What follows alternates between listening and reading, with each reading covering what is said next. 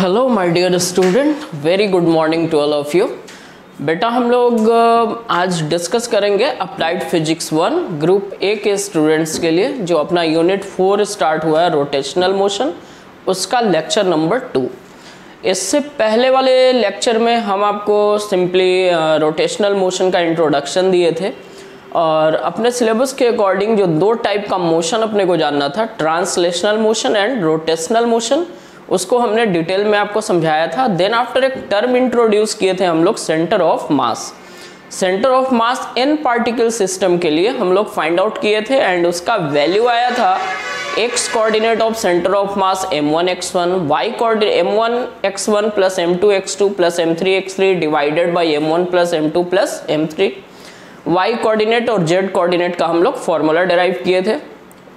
एक छोटा सा क्वेश्चन भी हम आपको करवाए थे 2 kg 4 kg मास वाला। आज एक बढ़िया सा क्वेश्चन इस टॉपिक का करवाते हैं सेंटर ऑफ मास का, और फिर हम लोग डिस्कस करेंगे centre of mass of continuous bodies. तो एक प्रॉब्लम देखो कुछ इस टाइप से, काफी इंपॉर्टेंट क्वेश्चन ही है। आपसे बोला कि आप कंसिडर कर लो कि एक इक्विलेटरल ट्रायंगल है, ऐसा आप मान लो कि ये एक इक्विलेटरल ट्रायंगल है, कुछ इसका नाम देगा ABC, कुछ भी देगा। बोलता है कि इसके तीनों वर्टिसेस पे मास गिवन है। आप कंसीडर कर लो कि यहाँ पे 100 ग्राम मास दे दिया है, यहाँ पे 150 ग्राम मास दिया हुआ है और इस कॉर्नर पे 200 ग्राम मास दिया हुआ है, 200 ग्राम मास दिया हुआ है। इस इक्विलेटरल ट्रायंगल का जो साइड है वो 0.5 सेंटीमीटर है, ठीक है। ये साइड इसका 0.5 सेंटीमीटर है। तो आपसे बोला कि इसका सेंटर ऑफ मास आप फाइंड आउट करो, सेंटर ऑफ मास बताओ। तो बच्चा मेरा सेंटर ऑफ मास यहाँ पे देखिए पार्टिकल सिस्टम है ना, ये 0.5 सेंटीमीटर इसका साइड दिया हुआ है, 0.5 सेंटीमीटर इस इक्विलेटरल ट्रायंगल का साइड है। आपसे बोला कि find the centre of mass of this equilateral triangle. आप इस इक्विलेटरल ट्रायंगल का सेंटर ऑफ मास बताइए। ऐसा देखो, ये एकदम ऐसा क्वेश्चन बता रहा हूं कि इस टाइप के सारे प्रॉब्लम्स के लिए आपको वही कॉन्सेप्ट लगाने हैं, इसी हिसाब से आपको सोचना है। बच्चा मेरा यहाँ पे 3 पार्टिकल है, 100 ग्राम का, 150 ग्राम का एंड 200 ग्राम का। इनको इक्विलेटरल ट्रायंगल के वर्टिसेस पे प्लेस्ड कर दिया गया है। कभी आपसे जो प्रॉब्लम बनाएगा वो स्क्वायर पे बनाएगा कि स्क्वायर के चारों कॉर्नर पे मास दे देगा और उसका साइड दे देगा। रेक्टेंगल का प्रॉब्लम बना सकता है। इस टाइप का कोई भी प्रॉब्लम आता है, सॉल्यूशन के लिए सिंपल जो कॉन्सेप्ट इस प्रॉब्लम में समझेंगे उसी कॉन्सेप्ट को हम लोग हर प्रॉब्लम में अप्लाई करेंगे। सबसे पहले इस टाइप का कोई भी प्रॉब्लम आता है तो आप 3 वर्टिस है, यहाँ स्क्वायर में 4 होंगे, रेक्टेंगल में भी 4 होंगे। किसी एक वर्टिस को आप ना सबसे पहले ओरिजिन बना लो। तो जैसे आप मान लो कि यहाँ पे जो अपना प्रॉब्लम है, इस प्रॉब्लम के अकॉर्डिंग हम ऐसा किए कि ये जो वर्टिस है इसको हम ओरिजिन बनाए और इसके एक साइड को एकदम से एक्स एक्सिस पे ओवरलैप कर दिए। ये हमारा एक्स एक्सिस है और ये दूसरा वाला जो अपना साइड ये जो है ये अपना वाई एक्सिस है, ठीक है। अब इससे क्या होगा कि हमको x1 y1 x2 y2 और x3 y3 फॉर्मूला के लिए क्या चाहिए?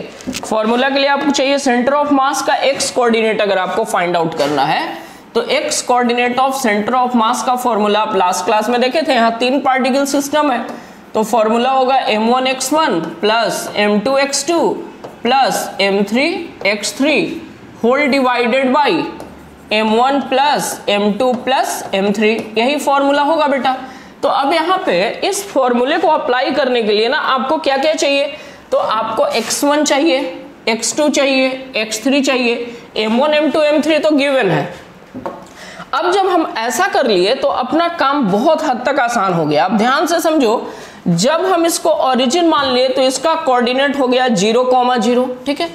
इसका कोऑर्डिनेट कितना हो गया? तो चूंकि इस इक्विलेटरल ट्रायंगल का साइड, तीनों साइड तो बराबर होता है, इक्विलेटरल ट्रायंगल का साइड दे दिया 0.5 सेंटीमीटर, तो इस पॉइंट का कोऑर्डिनेट हो गया बेटा 0.5,0।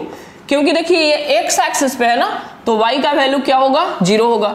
अब बच गया हमारा ये वाला कोऑर्डिनेट, ये वाला वर्टिस कि इसका कोऑर्डिनेट क्या होगा? तो आप जब यहां से परपेंडिकुलर ड्रॉप करते हो तो बिल्कुल मिड पॉइंट पे आता है। इस मिड पॉइंट का कोऑर्डिनेट कितना होगा 0.5, 0, ठीक है 0.25 है ना, तो 0.25/2 0.5/2 0.25, तो इसका x कोऑर्डिनेट अपने को पता चल गया 0.25।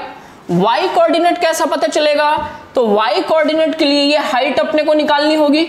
इक्विलैटरल ट्रायंगल है तो ये एंगल 60 का हो गया। कुछ नाम दे देते हैं इसको, आप कंसीडर कर लो। ये O है, ये पॉइंट A है, ये पॉइंट हम B मान लेते हैं, ये पॉइंट C मान लेते हैं। हमको अपना AC चाहिए, AC चाहिए तभी हम यहाँ पे इसका y कोऑर्डिनेट लिख पाएंगे। तो AC कैसे निकलेगा, इस छोटका सा ट्रायंगल में आप साइड से देखो, इन ट्रायंगल OAC, इस ट्रायंगल में बेटा अपने को ये साइड पता है, इक्विलैटरल ट्रायंगल है तो ये 0.5 सेंटीमीटर अपने को पता है, ठीक है। ये हाइपोटेनस पता है, परपेंडिकुलर चाहिए, तो क्या हम साइन थीटा लगा सकते हैं, साइन थीटा बराबर परपेंडिकुलर बाय हाइपोटेनस। तो साइन 60 हम यहाँ पे लगा लेते हैं इस ट्रायंगल में। साइन 60 डिग्री बराबर परपेंडिकुलर हमारा कौन हो गया AC, हाइपोटेनस कौन हो गया बेटा OA, ठीक है। यहां से हमको AC का वैल्यू मिल गया, AC बराबर कितना हो जाएगा OA साइन 60 डिग्री। OA का वैल्यू तो दिया हुआ है भाई, OA साइड है, तो देयरफॉर AC बराबर कितना बेटा, OA का वैल्यू 0.5 और साइन 60 का वैल्यू √3/2, इससे ये कट जाएगा, हो जाएगा 0.25 √3। मीन्स हमको y कोऑर्डिनेट भी पता चल गया, y कोऑर्डिनेट कितना 0.25 √3। अब आप ध्यान से देखो कि आपको सारा वैल्यू पता चल गया है। M1 आपका देखिए दिया हुआ है 100 ग्राम, X1 भी आपको पता है, M2 150 ग्राम, X2 भी आपको पता है, M3 100 ग्राम, X3 भी आपको पता है। इसी तरह से Y1, Y2, Y3 भी पता है। तो आप सिंपली लगा देते हैं यहाँ पे formula, x coordinate of centre of मास। तो x coordinate of centre of mass बराबर M1 हम मान ले रहे हैं 100 ग्राम को, तो 100 इंटू x1 का वैल्यू देखो आप 0 प्लस M2 150 ग्राम, x2 का वैल्यू 0.5 प्लस M3 का वैल्यू बेटा, M3 है आपका 200, M3 है 200 और x3 का वैल्यू 0.25, ठीक है, whole divided by M1 plus M2 plus M3 means 100 plus 150 plus 200, okay. तो x coordinate of centre of mass बराबर 100 इंटू 0, ये तो 0 हो गया, प्लस 150 इंटू 0.5 तो 150 इंटू 0.5 को हम 5/10 लिख सकते हैं, 1 0 कैंसिल, 15 × 5 = 75, तो ये हो गया आपका 75 प्लस 200 इंटू 0.25 मतलब 25/100, 2 0 कैंसिल हो गया, 25 दूनी 50, ये कितना हो गया 50 हो गया, ठीक है बेटा। अब देखो डिवाइडेड बाई कितने से डिवाइड करना पड़ेगा, तीनों को आप जोड़िए, 100 प्लस 150 प्लस 200 तो 3 4 450, 450 आएगा, 200 1 300 450 450। तो x कोऑर्डिनेट फाइनली जो अपने को निकल के आया, x coordinate of centre of मास, ये हो गया ऊपर में 125 डिवाइडेड बाई 450। इसको आप चाहो तो कैंसिल कर लो, 25 से कैंसिल हो जाएगा, ये 5 टाइम में 25 से कैंसिल हो गया और ये हो गया आपका 25 1 जा 25, यहाँ बच गया 250, तो 9 टाइम में ये कैंसिल हो जाएगा, 25 250, 18 बार में ये कैंसिल होगा, तो ये निकल के आ गया आपका कितना 5 डिवाइडेड बाई 18। कितना निकल के आया बच्चा मेरा, x coordinate of centre of मास अपने को पता चल गया, दिस इज 5/18, ओके 5/18 सेंटीमीटर में है तो ये सेंटीमीटर में हो गया। x कोऑर्डिनेट हमको मिल गया। इसी तरह से हम लोगों को चाहिए y कोऑर्डिनेट की वैल्यू। आप इसको जल्दी से राइट करें फिर समझाता हूं।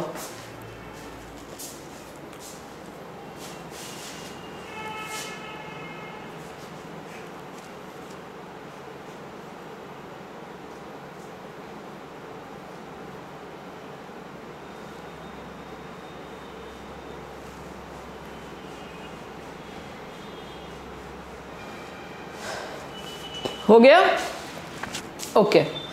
एक्स कोऑर्डिनेट का वैल्यू कितना मिला, तो एक्स कोऑर्डिनेट का वैल्यू मिला 5/18। एक्स कोऑर्डिनेट का वैल्यू मिला 5/18। इसी तरह से हम लोग वाई कोऑर्डिनेट भी फाइंड आउट करेंगे। एक्स कोऑर्डिनेट पहले लिख देता हूं मैं, x coordinate of centre of mass this is equal to 5/18। Unit centimetre में है, अगर इसका 0.5 सेंटीमीटर में है तो ये यूनिट हो गया सेंटीमीटर में। ये हमको एक्स कोऑर्डिनेट का वैल्यू मिल गया। इसी तरह से हमको चाहिए वाई कोऑर्डिनेट। फॉर्मूला लगा लो बच्चा, y coordinate of centre of mass क्या होगा, y coordinate of centre of mass m1y1 plus m2y2 plus m3y3 whole divided by m1 plus m2 plus m3। Okay, अब सबका वैल्यू पुट करते हैं। तो therefore y coordinate of centre of mass, y coordinate of centre of mass, बेटा m1 का value 100, m1 का value 100, y1 का value 0 plus m2 का वैल्यू बेटा m2 का वैल्यू 150, y2 का वैल्यू बेटा 0। देखिए ये x2 ये y2 का वैल्यू 0, m3 का वैल्यू बेटा 200, m3 का वैल्यू 200 और y3 का वैल्यू ये देखो तेरा ये y3 है, ये है y3 0.25√3, 0.25√3 होल डिवाइडेड बाई, तीनों को ऐड करना है 100 plus 150 plus 200। Therefore y coordinate of centre of मास कितना निकल के आया, ये आपका 0 हो गया प्लस 0 प्लस 200। सॉल्व कर लेते हैं साइड में, 200 इंटू ये देखो 0.25 को 25/100 लिख रहा हूं, बाद में √3 है, 2 0 से 2 0 कैंसिल, 25 दूनी 50 √3, मतलब ये हो गया 50√3 होल डिवाइडेड बाई, बेटा तीनों मास को ऐड करना है, तो तीनों मास को आप पहले भी ऐड किए हो, कितना आएगा 450 आएगा, 450 आएगा। तो therefore y coordinate of centre of मास कितना निकल के आया, 50√3 डिवाइडेड बाई 450। इससे इसको आप 9 टाइम में कैंसिल कर लो, 9 बार में कैंसिल हो जाएगा, 50 से इसको काटो 9 बार में, मतलब ये हो गया कितना √3/9, √3/9। ओके, अब x कोऑर्डिनेट और y कोऑर्डिनेट हम दोनों सेंटर ऑफ मास का निकाल लिए, तो फाइनली हम देयरफॉर सेंटर ऑफ मास कितना लिखेंगे, तो सेंटर ऑफ मास का x कोऑर्डिनेट है हमारा 5/18 और y कोऑर्डिनेट कितना निकल के आया, √3/9 यूनिट है सेंटीमीटर, और ये हो गया हमारा आंसर। आई होप कि आपको बहुत अच्छे से समझ में आया होगा। आप राइट करो, फिर हम लोग कंटिन्यूअस बॉडी से थोड़ा खेलना सीखेंगे। राइट कीजिए फास्ट।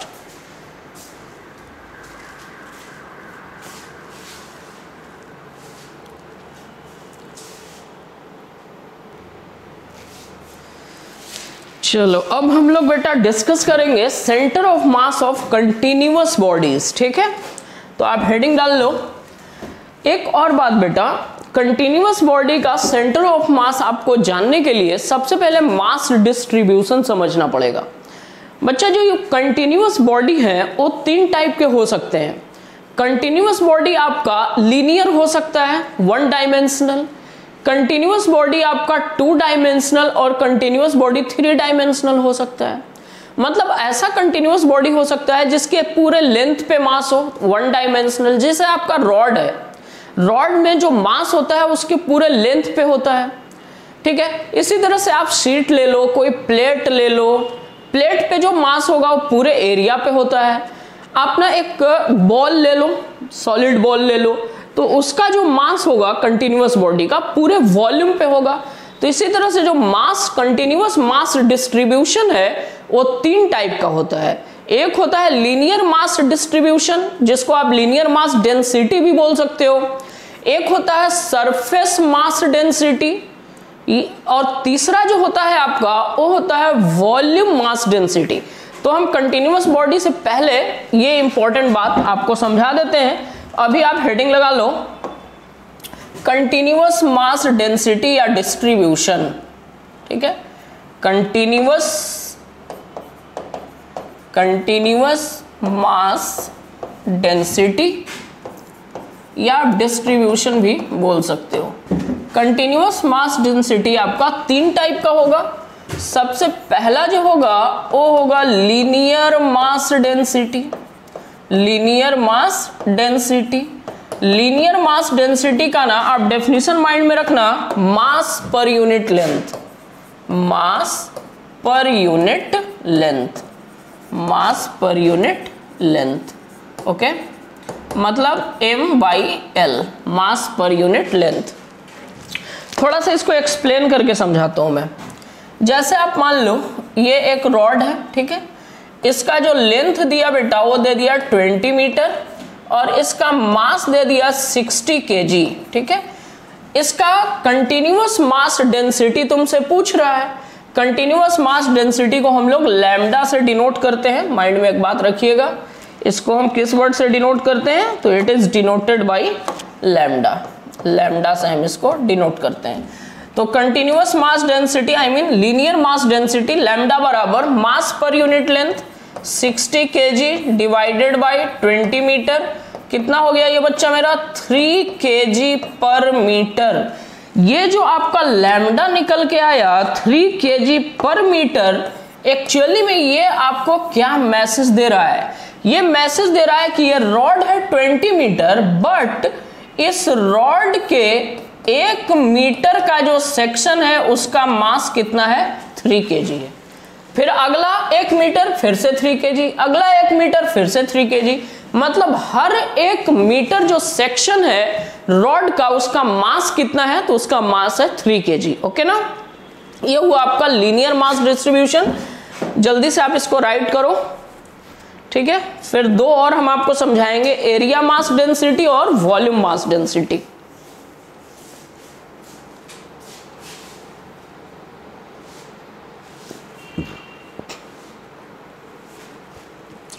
हो गया बच्चा पार्टी, ओके। सेकंड जो है अपना बेटा वो है, सेकंड जो अपने को जानना है वो है सरफेस या एरिया। 2 नाम से जाना जाता है, आप सरफेस मास डेंसिटी भी बोल सकते हो या एरिया मास डेंसिटी भी बोल सकते हो। सरफेस मास डेंसिटी या एरिया मास डेंसिटी, वो भी लिख ही देता हूं मैं, एरिया मास डेंसिटी। दोनों ही नाम इसके बुक में इस्तेमाल होते हैं और इसको डिनोट किया जाता है बेटा सिग्मा से। ये सिग्मा से डिनोट किया जाता है। ये होता क्या है बच्चा लोग, तो ये होता है सिंपली मास पर यूनिट एरिया, मास पर यूनिट एरिया, मास पर यूनिट एरिया, ठीक है ना।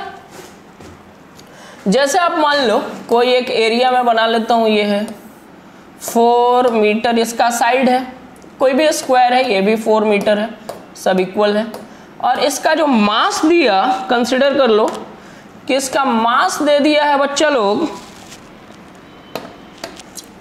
इसका मास दे दिया आप मान लो 20 kg, ठीक है, ओके बेटा। मास दे दिया 20 kg, या ज्यादा थोड़ा आसान सा करता हूं, पॉइंट में आ जाएगा ये। इसका मास दे दिया आप बेटा मान लो 32 kg, मास इसका कितना दे दिया, 32 kg मास दे दिया। तो इसका हमको मास डेंसिटी चाहिए, सिग्मा बराबर मास बट्टा एरिया, ओके ना। मास इसका कितना है भाई, 32 kg है, 32 kg।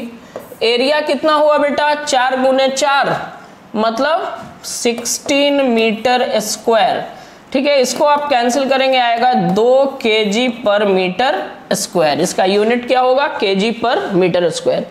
इसका लिटरली मतलब आपको ना फील करना है कि ये एक्चुअली में हमको मैसेज क्या दे रहा है।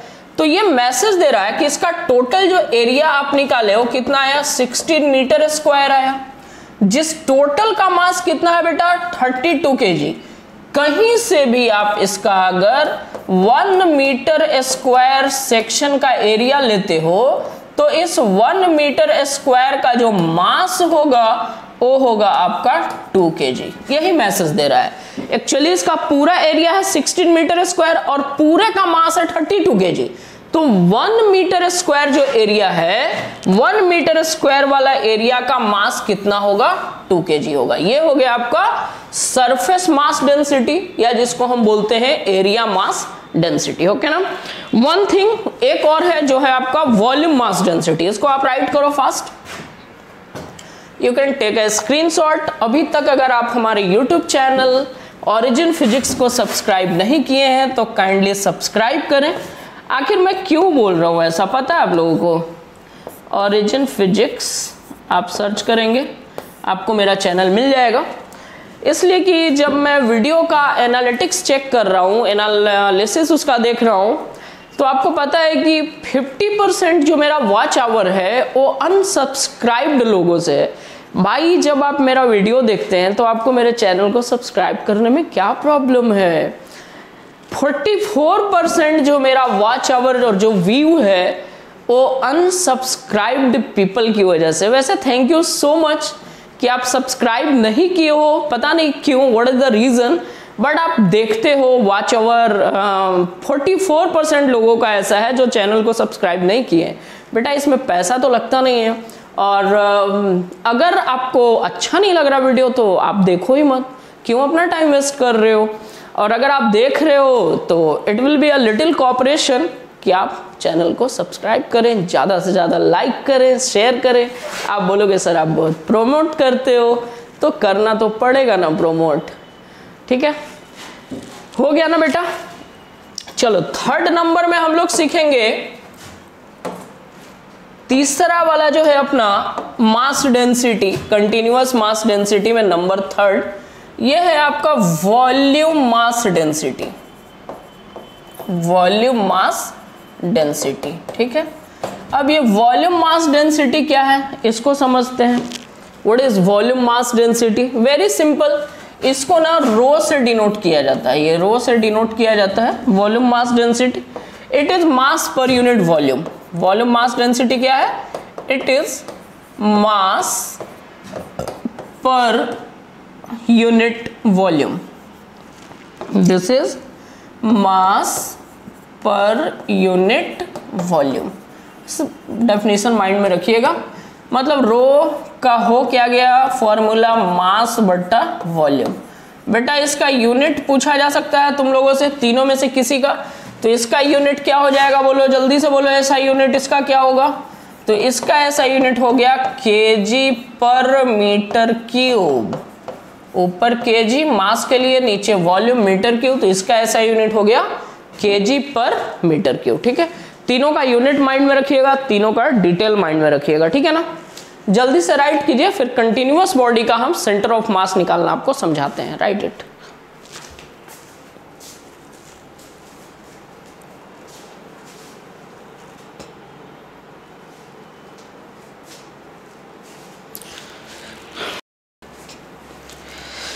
अब हम लोग सीखेंगे centre of mass of continuous body. ठीक है, तो आप हेडिंग लगा लो, centre of mass of continuous body. Centre of mass of continuous body. Continuous body का सेंटर ऑफ मास निकालना हम लोग सीखेंगे। इसके लिए बेटा फॉर्मूला जो आपको माइंड में रखना है, पहला फॉर्मूला आप माइंड में रखिएगा, x coordinate of centre of mass बराबर integration x dm whole divided by integration dm। अभी सब कुछ समझाएंगे हम आपको, ठीक है, टेंशन नहीं लेना है, बस अभी फॉर्मूला समझो। y coordinate of centre of मास का फॉर्मूला होगा integration y dm divided by integration dm। And third जो फॉर्मूला आपको माइंड में रखना है, z coordinate of centre of mass integration z dm divided by integration dm। अब यहाँ पे एक नया टर्म अपियर हुआ है dm। ये आपके लिए परेशानी का सबब बन सकता है कि सर जी ये dm क्या है, DMSP से काहे खिलवा रहे हैं। बेटा बहुत आसानी से आप DMSP से खेल सकते हो, आप इंजीनियर हो यार, समझते नहीं हो अपनी इंपॉर्टेंस। वो भी बिहार पॉलिटेक्निक, बिहार इंजीनियरिंग के बच्चे हो। ऐसे भी धांसू इंजीनियर होते हैं बिहार पॉलिटेक्निक वाले, काफ़ी मेहनती बच्चे होते हैं, बहुत प्यारे होते हैं, ठीक है। अब यहाँ पे DM क्या है, इस रहस्य से मैं पर्दा उठाना चाहूँगा। तो बच्चा मेरा माइंड में रखना, डीएम है a small mass of a small element. DM क्या है? तो डीएम है mass of a small element. किसके स्मॉल एलिमेंट का? कंटिन्यूअस बॉडी के। Mass of a small element of continuous body, continuous body, ठीक है। और अभी अभी हम आपको समझाया कि कंटिन्यूअस बॉडी 3 टाइप का हो सकता है, 1 डायमेंशन, 2 डायमेंशन और 3 डायमेंशन, ठीक है। तो 1 डायमेंशन के लिए जो आप डीएम का फॉर्मूला माइंड में रखोगे, डीएम बराबर लैम्डा डीएक्स, ठीक है। ये 1 डायमेंशनल बॉडी में डीएम निकालने का तरीका दे रहे हैं, डीएम बराबर लैम्डा डीएक्स। अगर आपका बॉडी हो गया 2 डायमेंशनल, तब डीएम बराबर होगा सिग्मा डीए, ठीक है। सिग्मा मास पर यूनिट एरिया, लैम्डा क्या है? मास पर यूनिट लेंथ।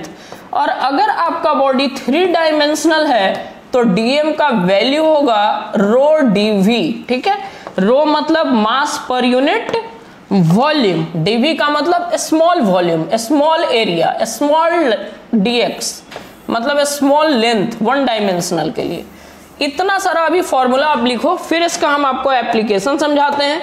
ये जो फॉर्मूला डीएम का है, ये 1 डायमेंशनल बॉडी के लिए, ये 2 डायमेंशनल बॉडी के लिए और ये 3 डायमेंशनल बॉडी के लिए, ठीक है। राइट इट फास्ट, फिर एक करके दिखाता हूं तब मजा आएगा।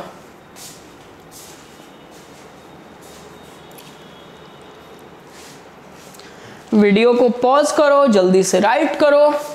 आई होप आप लोग लिख लिए होंगे। तो अब हम लोग एक कंटिन्यूअस बॉडी का एग्जाम्पल लेते हैं, यूनिफॉर्म रॉड, और उसका हम लोग निकालेंगे सेंटर ऑफ मास। हेडिंग लगा लो आप, centre of mass of uniform rod, uniform rod. अब बेटा जो यूनिफॉर्म रॉड है, इसका मास दिया हुआ है कैपिटल एम और इसका लेंथ दिया हुआ है कैपिटल एल, ठीक है। इसका अपने को सेंटर ऑफ मास चाहिए। यूनिफॉर्म रॉड का मतलब मास यूनिफॉर्मली डिस्ट्रीब्यूटेड है। चलो फील करना अच्छे से प्रॉब्लम को, कंसीडर कर लो आप, ये आपका यूनिफॉर्म रॉड है, ठीक है जी। इसका मास कितना दिया हुआ है? इसका मास m है और इसका लेंथ क्या दिया हुआ है? l। अब बेटा इसका सेंटर ऑफ मास निकालने के लिए आप क्या करो कि सबसे पहले कोई भी एक कॉर्नर को अपना ओरिजिन बना लो। मान लो ये हो गया 0,0, इसको हम x एक्सिस के अलोंग रख दिए हैं। तो इसका कोऑर्डिनेट देखो, रॉड का पूरा लंबाई l है तो इसका कोऑर्डिनेट हो जाएगा l,0। अब आप इसके एक कॉर्नर से आप मान लो कि यहां से हम x डिस्टेंस दूर इसका एक छोटा सा एलिमेंट कट कर लिए। ये जो स्मॉल एलिमेंट है इसका लेंथ हम मान लिए dx, ठीक है। dx क्या है? Length of a small element. ये स्मॉल एलिमेंट का लेंथ यहां से यहां तक ये dx है, यही है बेटा dx, ठीक है। Mass of a small element ये है हमारा dx, यहां पे हम काटे थे। चलो अब समझना धीमे धीमे करके, dm के बारे में हम आपको क्या बताए हैं? तो dm इस dx का ना मास है। dm क्या है? तो dm is mass of a small element. यहां जो आपका स्मॉल एलिमेंट है dx, उसी का मास है। अच्छा, dm निकालने का तरीका हम आपको बताया 1 डायमेंशनल बॉडी के लिए, dm बराबर लैम्डा dx। तो देयरफॉर dm बराबर लैम्डा हो गया m/l इंटू dx। ये हमको dm का वैल्यू पता चल गया, ठीक है। अच्छा, अगर आप ऐसे नहीं निकाल सकते तो आपके पास एक जुगाड़ भी है, आराम से आप निकाल सकते हो। कैसे? आप यूनिटरी मेथड लगा लो। पूरे रॉड का लंबाई l है, जब रॉड का लंबाई l है तो मास m है। रॉड का लंबाई 1 तो मास m/l। रॉड का लंबाई dx तो मास कितना? m/l into dx। और dx के ही मास को तो dm बोलते हैं, तो ऐसे भी आपको पता चल गया dm बराबर कितना होगा? m/l into dx। कोई हाई फाई वर्ड नहीं है बेटा, क्लियर हो गया। चलिए पूरा सेटअप रेडी है। अब हम लोग इसका सेंटर ऑफ मास जल्दी से फाइंड आउट कर लेते हैं कि what is the centre of मास। देखो ध्यान से समझना, 1 डायमेंशनल बॉडी है तो सेंटर ऑफ मास का x कोऑर्डिनेट ही बस निकलेगा। x coordinate of centre of mass बराबर इंटीग्रेशन x dm। ठीक है, अच्छा अब यहाँ पे समझना है कि इंटीग्रेशन की लिमिट क्या होगी। तो जब इस रॉड को आप यहाँ पे कट करोगे तब x का वैल्यू 0 होगा, और जब इस एलिमेंट को आप इस किनारे पे ले जाके कट करोगे तो x का वैल्यू L होगा। मतलब ये जो स्मॉल एलिमेंट है ये x बराबर 0 से L तक वेरी कर रहा है। मतलब इंटीग्रेशन की अपने को लिमिट मिल गया, कहां से कहां तक, 0 टू L। बाकी सारा वैल्यू पुट कर देते हैं। तो x coordinate of centre of mass बराबर integration 0 to L x into, miss हो रहा है फॉर्मूले में मिस्टेक हो रहा है, फॉर्मूला पूरा लगाना पड़ेगा। हम लोग सिर्फ नॉमिनेटर पार्ट लिख रहे हैं।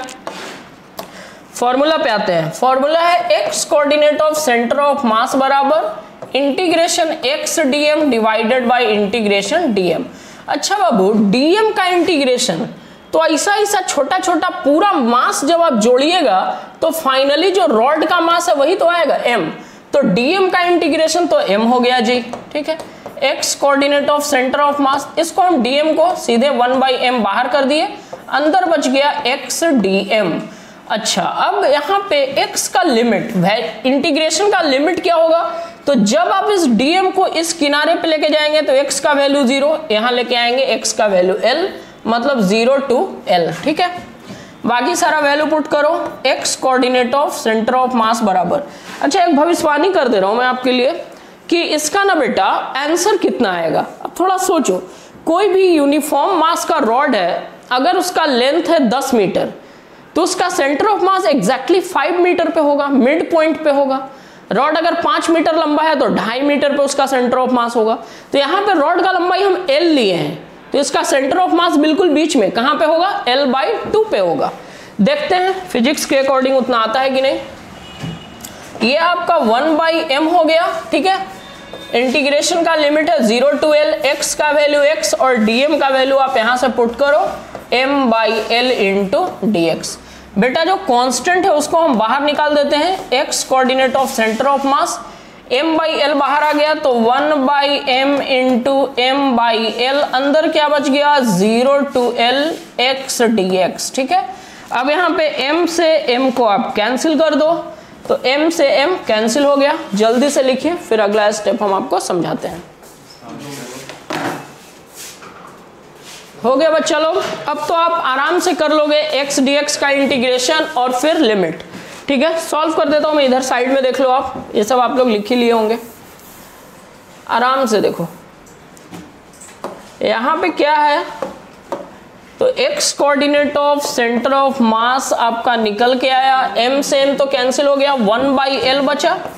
ओके, इंटीग्रेशन देखो x dx का इंटीग्रेशन क्या होगा बच्चा लोग, x²/2, लिमिट लगा हुआ है 0 टू L। 2 को बाहर कर लो बेटा, x coordinate of centre of मास तो 1/2L। अब ये लिमिट हो गया L² माइनस 0 का स्क्वायर, एक L² माइनस 0 का स्क्वायर L स्क्वायर। ठीक है, एक L कैंसिल, मतलब L/2। पहले ही हम आपको इसका आंसर भविष्यवाणी कर दिए थे ना, वही आया। x coordinate of centre of mass बराबर फाइनली कितना है आपका, L/2। ठीक है बच्चा, और इसका y कोऑर्डिनेट क्या होगा, तो चूंकि बॉडी लीनियर है, 1 डायमेंशनल बॉडी है, तो y कोऑर्डिनेट इसका 0 होगा। y coordinate of centre of मास इसका 0। तो फाइनली अगर आप सेंटर ऑफ मास इसका लिखना चाहें तो आप इसका सेंटर ऑफ मास लिखेंगे L/2, 0। यही होगा इसका सेंटर ऑफ मास। कोई भी कंटिन्यूअस बॉडी आएगा, ऐसे ही खेलना है, बहुत डिफरेंट टाइप के कंटिन्यूअस बॉडी पे, बट अपने सिलेबस बिहार पॉलिटेक्निक के लिए इतना एक कॉन्सेप्ट जो हम आपको दिए काफी है। हाँ, फिलहाल इस वीडियो में, इस लेक्चर में इतना ही। अगले क्लास में फिर आगे का जो टॉपिक होगा उस पर हम लोग डिस्कस करेंगे। Keep watching, thank you so much.